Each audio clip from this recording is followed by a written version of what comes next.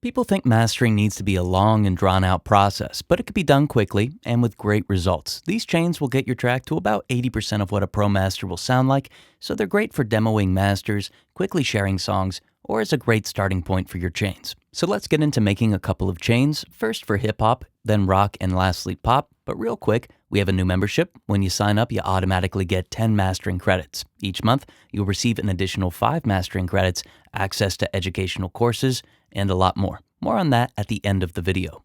So let's start with a quick hip-hop mastering chain. So with most hip-hop tracks, we want it to be loud up front with aggressive low and high frequency ranges, but we need to make sure that it retains dynamics, sounds balanced, and it doesn't distort too heavily. So let's start with mid-side EQ. We'll attenuate the lows on the side image with a 12 dB per octave high-pass filter up to about 50 to 60 Hz. Now don't go too high or you're going to lose some of the impressive width of the 808. Sticking to the side image, find a low mid-frequency range that you want more of and amplify a bell by about 1 to 2 dB. What you pick is up to you, but I like to find either a synth or some harmonics of the 808 that feel lacking and both expand them and increase their level.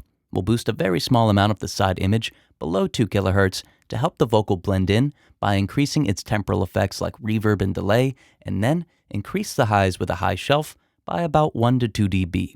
Next, on the mid-image, let's use a shelf and boost the lows by 1 to 2 dB. Then, subtly dip 250 Hz with a bell filter to reduce masking to more clarifying frequencies. Lastly, we'll amplify 2.5 kHz to help the vocal cut through. Next, let's add some saturation. I'm going to use the Saturn II plugin, but you could try GSAT Plus if you need a free alternative. For the sake of keeping things pretty quick, I'm going to use the Mythical 3D preset, which does a lot of the work for me. I'll keep the effect at 100%, but adjust the depth slider to introduce more or less of the effect. You could lower the mix, but you'd need to enable linear phase if you did do that. That said, I think keeping it at 100% is the better option. After saturation, let's add the plugin Fresh Air. It's free, but just a heads up, you'll need to create an iLok account to install it. With it, I'll increase the mid and the high air bands, somewhere between 5 and 12, depending on the brightness of the source. Last up, let's add a clipper and then a limiter. With the clipper, let's use a hardness setting to create a little distortion on each transient. Let the clipper do the majority of the work and attenuate up to 4 to 5 dB. For the limiter, pick one with a sound that you like. I'll use the Pro L2, and I'll cycle through the various algorithms until I find one that works. Usually punchy or dynamic is my go-to. Achieve about 1 to 2 dB of attenuation, introduce 2x oversampling, and set a slightly longer attack with a release of 50 milliseconds. If you're working on EDM, the steps are similar, although you might want more aggressive settings with your clipper and your limiter. Let's take a listen to this chain as I enable each processor one by one. I'll peak normalize the mix to match the peaks of the master, but keep in mind that if I were to normalize their loudnesses, like people usually ask for, they'd both need to be very quiet to make that work. Except for the night, finna get turned. Plenty loud being burned. Shorty sloppy off the Dolphalano, had to grab a bottle. We winning on this side. Took a few L's and got right. While them boys mad hating, we steady bag chasing, living the good life. From the window to the ball, we getting lit up in it, bouncing. Next up, we got the quick rock mastering chain. So for a rock master, we want it relatively loud with a balanced low, mid, and high frequency range, but with a slight emphasis on the mid frequencies. Same as the last chain, we'll use a mid-side EQ to start. I'm going to use the same settings as the last chain, so check that section out in case you skipped it. This time though, I'll increase the high-pass filter to about 80 Hz to center the kick and the bass some more. Again, I'll adjust the low-mid frequency side image bell until it's centered on some of the guitars. Everything else can stay the same with some minor adjustments to account for the unique source material, but I'll lower the high side image shelf a little to cause less expansion. For the saturation, I'll use the Satin Tape emulator, but try Chow Tape DSP as a free alternative. I'm going to drive the input with the makeup gain function enabled so that it compensates for the gain increase. I'm going to do this until I'm getting some mild distortion. Next up, I'll adjust the tape speed and the pre-emphasis until I have a relatively flat response. I'll turn off hiss and asperity while bringing crosstalk down until it's just barely on. The same thing goes for the wow and flutter. Next, I'll increase the bias a bit, and for the circuit's headroom, I'll lower it just a little. Combining these settings is going to cause some more saturation. So next up, to control some dynamics, I'll use this Omnipressor plugin and select the Over Easy Mastering preset. Then I'll enable a low cut to ensure that the bass or the kick doesn't trigger it, and adjust the threshold. This is going to cause compression when it's above the threshold and expansion when it's below it, so you got to set this really carefully. Next, I'm going to do this mid-frequency trick that I think works really well for rock. It starts by creating a send, and then on the parallel auxiliary track, you insert a linear phase EQ to isolate the mid-frequencies. Be sure that the EQ is set to a linear phase setting. Otherwise, this is definitely going to ruin your master. Then, insert an upward compressor or a maximizer. I like using this Weiss MM1 set to the wide mode with 100% settings, but you could use whatever you like. Then, I'll blend this in and probably adjust it some more after I have the limiters in place. Speaking of limiters, I'm going to add 2 of them. First, the Sonix Oxford limiter, and then the Pro L2. With Sonix, I'm only going to use the enhance function and set it between 30 and 40%. Then, use the limiter to attenuate peaks, again with an algorithm that suits the material. For soft rock, use less aggressive settings, and for metal, I'd avoid the Sonix limiter and swap it out for a clipper instead. So let's take a listen, and again, we'll introduce one processor at a time.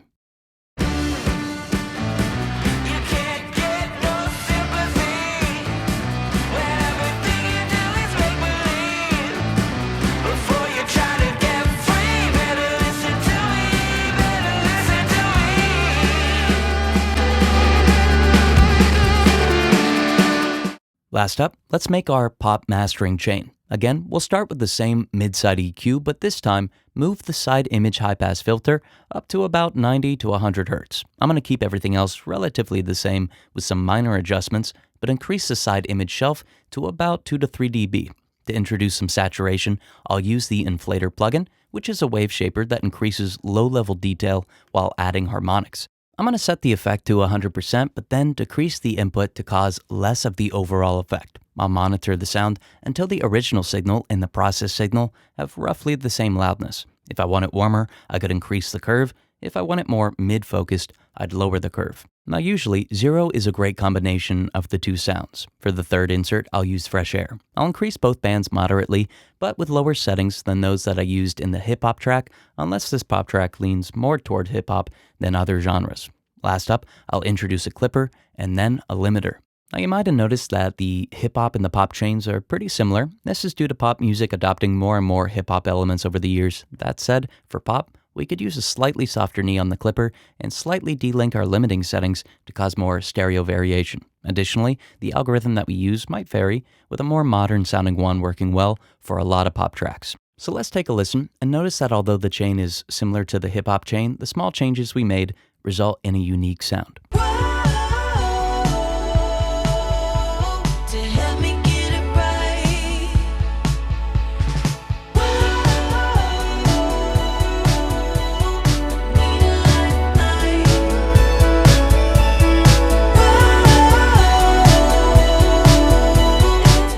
As audio engineers, we want to fulfill our creative potential. We want to know how to achieve a sound quickly and efficiently without having to second-guess ourselves or endlessly revise a production, mix, or master.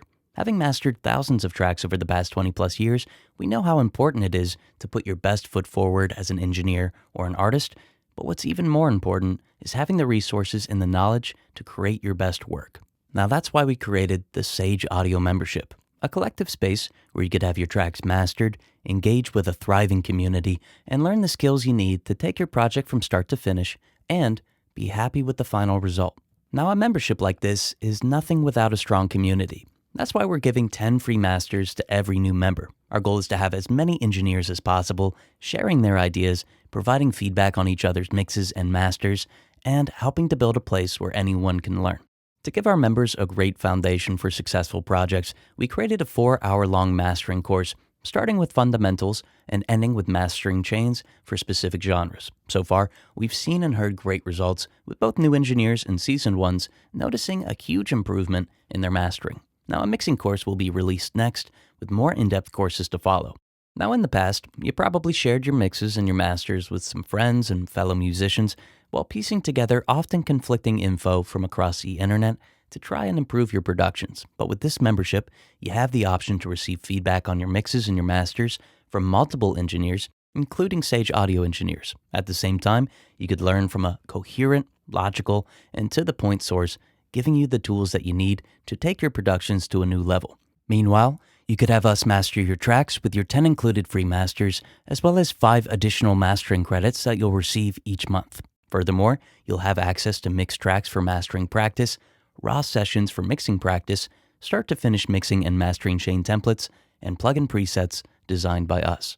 Right now, we're offering a 70% discount for the full membership, bringing the monthly total down to $15. This price is locked in. It won't go up for as long as you're a member. So sign up today to receive your discount and 10 free masters. We're excited to see what you create, and we can't wait to help along the way.